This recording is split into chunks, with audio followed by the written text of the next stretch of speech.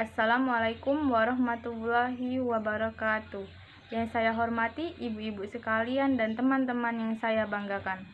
Pertama-tama, marilah kita panjatkan puji dan syukur kehadirat Allah Subhanahu wa taala karena pada hari ini telah memberikan kita kesehatan sehingga kita dapat berkumpul bersama untuk mendengarkan pidato saya pada hari ini.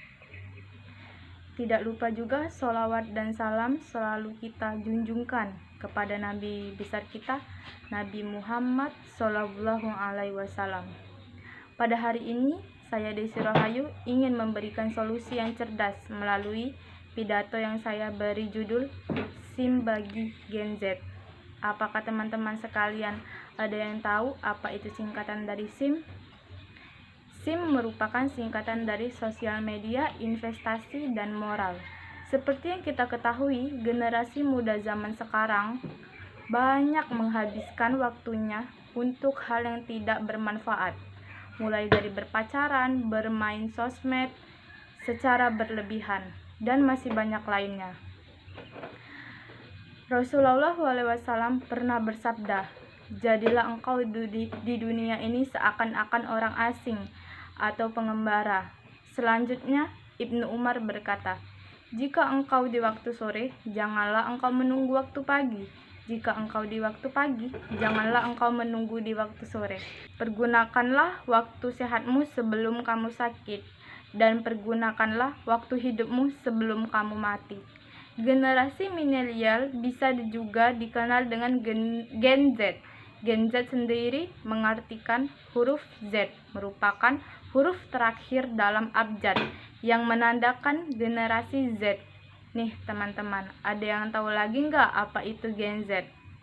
Gen Z adalah generasi terakhir dengan keberadaan teknologi yang sangat luar biasa. Seperti saat ini, dengan teknologi yang luar biasa, masyarakat Indonesia harus pandai dalam memilih dan memanfaatkan teknologi yang ada.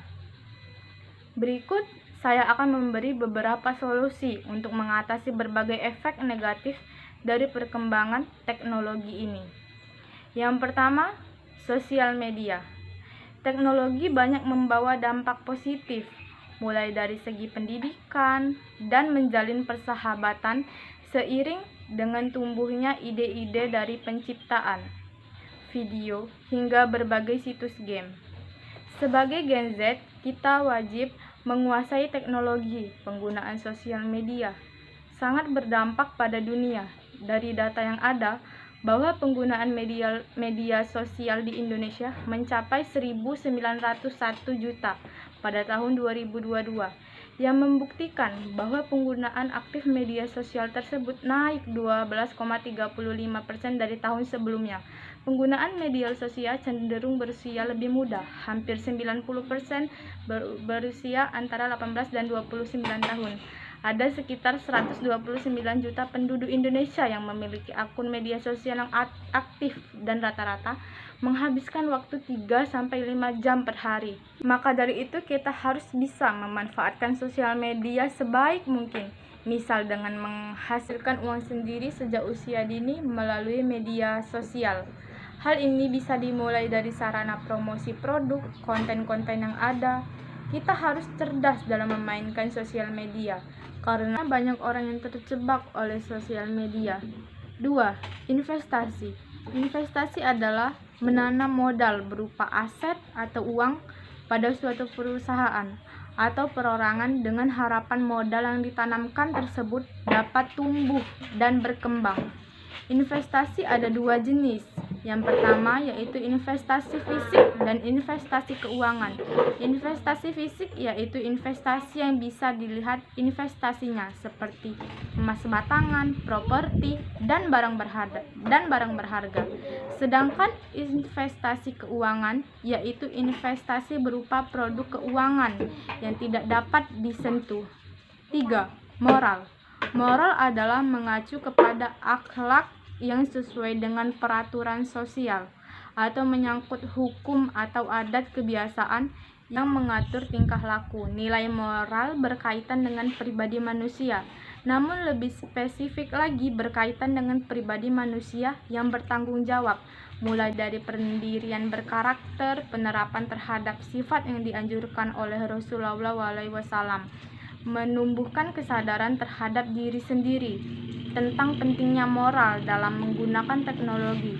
Kita juga harus mengetahui akhlak moral yang baik seperti menjaga privasi orang lain, menghargai dan tidak menghujat orang lain, mencari informasi faktual, menghargai hasil karya orang lain seperti tidak menggunakan aplikasi bajakan, dan masih banyak lainnya. Di samping itu, dengan pemanfaatan teknologi secara cerdas dapat membantu kita dalam berbagai hal.